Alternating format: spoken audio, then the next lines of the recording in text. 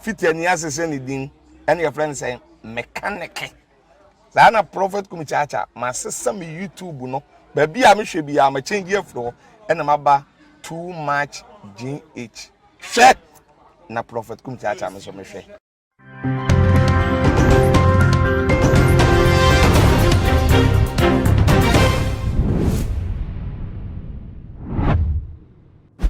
Everything for me, Mama. Aquaba Shonko the back to my GH. So, when you are my son for the Ama Obusia in Nabre, as so set trending issues, may they ever some more ever or my emu. Na Yako and Seminole as we was for the Patuya, a chimney to say Ghana, my 2 years, to say a year, according to police statement, woman at to a bonte, and for 4-6 and qua and X2, Ekasa, Yanam so Emo Ekayat as a woman at Nanum, Ewo and said on a bimuso, and the diary sabia to say, Woman Edge Irish and Nan said, dear Rebecca on Enam so Amano Allen, number no, Emu Apeja Eye, Abbas Ibrahim, NDC ni, Abrantana bodyguarding Lord Come, Ewo Eye Ablekuma Central Collation Center, what to say, Metin was a man who so Ewo and Nam so Emma Eye, so therefore a 2 Emma Cabrantia, and can watch Irish and Nan so for fear and to attack. What one on ever and said, and Namiensa any. Na eno ena sabre eye abra abechebe for wo eko piemu ewo ye ma chebe mu no ye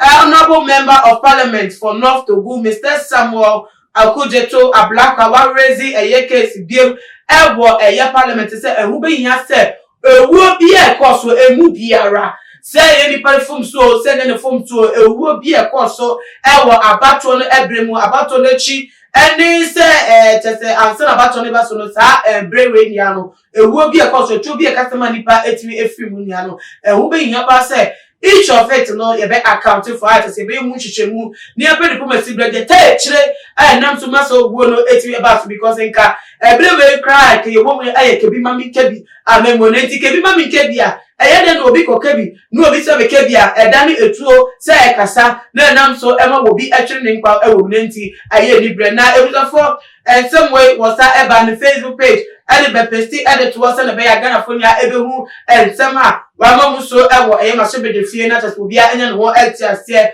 edit account ebusafo mame import said wakano edit to the Facebook page no efa emaye was said today in Parliament I formally requested that the IGP be summoned to appear before the House. Every debt would be thoroughly probed and every bullet fired shall be pursued to a logical conclusion. Hopefully, justice will be manifestly done. Violence and reckless killings must have no place during elections or any other period under this democracy. Condolence to all bereaved families and get well wishes go out to the injured. He said, and I just said, what they to that, and Facebook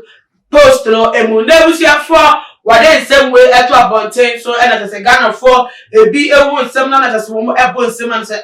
honorable, why ya dear, pastor, a same way, walk up so I just say, who wear bar so a year. Abato ebremu nkofo emma nkofo de hye emmebu nkofo kununu ne nkofo te se eyirema wo mo echere wo mo nkwa no ya pa si wakobo so se ye be ye hwehwemu because wo do to na no etuo na kasa na bi wa civilians police folk wo mo boba kwapo no wo mo ni me di etuo ni efi ya ekasa ya na so na nipa ato ate se etuo na kasa nam so emma no eto no na mi ha me nikra enko no utu south Saturday, Senya Saturday, Kaswa Day, see any Ebium Suno, yet the Chima Day, see any Ablekuma Central, no, a tona would be a cassa and a do walk up and Pacro, 2 Capuno, ye Wuni Paco, I will 2 year, and it say, oh, the Dio, constituency, Deno, so I can't Ebi. Nancy, so a bad one about to say. Women shame work or see so men who the brand woman who Paco 2 the 80 2 no, and then the name to grab point, told the PM our bra, a betium na the Papa Panacanity was self at Abbas body. Now so a people soon said, honorable Samuel a good to a blacka. Science and African and then in same and no walk, so Becca science some way, and then ask them cry, you know, Jimmy Diano. emra and yes won ko she okay on right so be comment about national happenings but say we ka say we to nkra dia friend IGP no be hwehwemu and dia friend ewuwo no na o me ko peri pu mesibre and dia ekeka won che say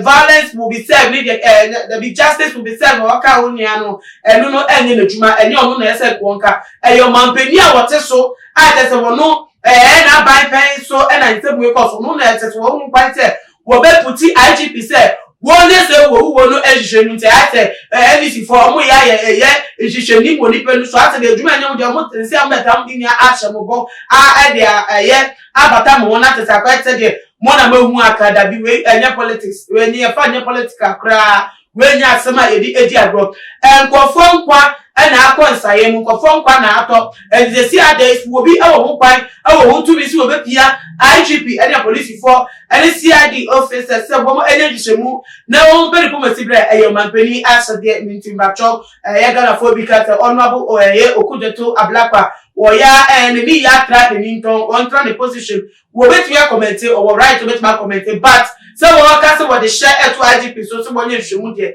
eno de oni wo e kwansa ni die mu no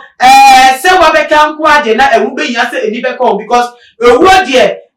enye fosa nipa enkwaso ewuhia eniti se tu kasa ye obi efum so obi enenam tu betu ni ekasa ye na te so nipa ehwere ne kwa na eti amra ni nta wo be hia pati be hwemu enti se waka nko ade na ewuhia pa se hwemu be sha se na te se ya don suka de enti a nipa no etimi ekere wo nkwa de ogire ekire otutuo no de oti a odi tuo be pie mu ho eni de enti a otutuo ni ya no ese ye hu na bibia nda pefe na Ghana ha emra enye adwuma mini be si ase wadwe tre efa wo no bomodi ana fa so ye ewe ye comment section na bomodi follow ye ewe ye Instagram ye Twitter handles at @2magh_,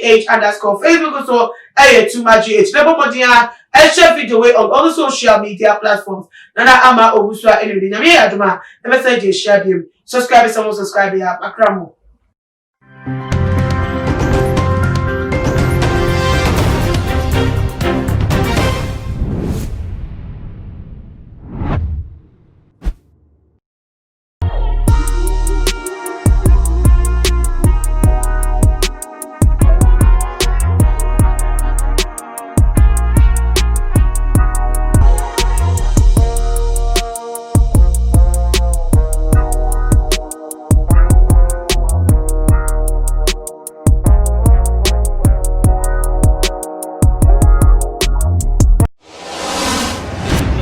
The major prophet kum chacha on say me catch was say bomoden na hwe too much GH on say me kan ye nye ne bone pa ne kase ye pe wo wiase ya asondin ti na adam wo hu nyame ye no nyam no wo hu ne ma bi a wo hwehwehwehwe e wo other place ne ade kat won na bomoden na be hwe too much GH be hwe ne subscribe bomoden o be hwe pe na wa ye subscribe o subscribe na subscribe na o subscribe a na wo benya ne ma papa a wo pe ahwe nyame hira na ewura